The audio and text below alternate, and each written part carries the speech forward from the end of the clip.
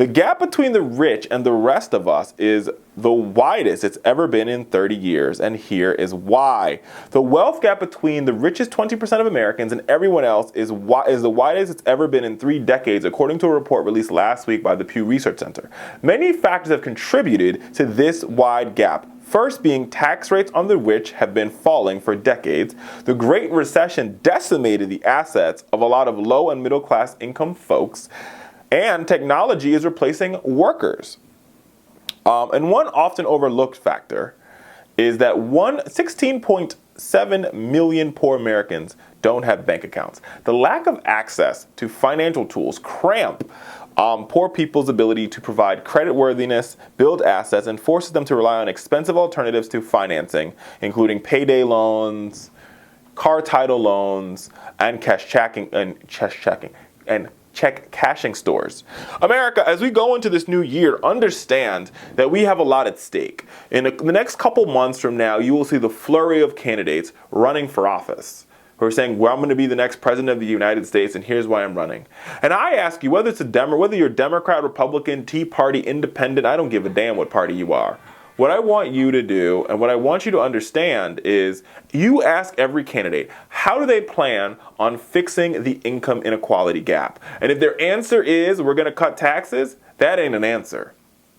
We need real answers on how they're going to fix this, because this is what breaks down societies, right? If you look at history, and you look at all the great societies that broke apart, and the reason why is because you have this unequally yoked halves. You have the haves who have, and they continue to have, and the have-nots. And as this begins to split, and the splintering begins to happen, the society begins to break down, because those who are rich and greedy continue to be rich and greedy, and the rest of us continue to suffer.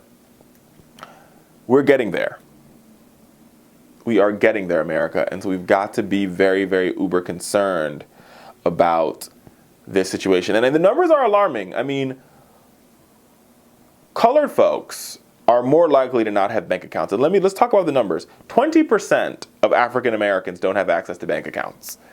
17.9% of Hispanics don't have access to bank accounts. 16.9% of indigenous people don't have bank accounts. 6.1% of Hawaiian and Pacific Islanders don't have bank accounts. 3.6% of whites don't have bank accounts, and 2.2% of Asians don't have bank accounts. But the Hispanic numbers and the African American numbers are huge. Right? And 18% of the people in the bottom 40% of the income spectrum lack access to formal financial institutions in 2011. This is via the World Bank. America, we've got work to do in this country, y'all. We've really got work to do. We've got to fix this problem, right? When people when they lack access to capital, we're unable to fix the gap.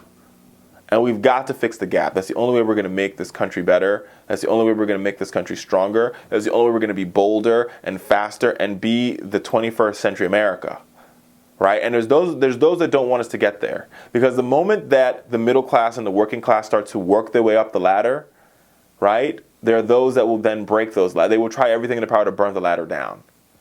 Because they feel as though that they have to continue to be rich and the rest of us to continue to be poor for it to work. Truth be told, when the bottom gets richer, the top gets richer as well.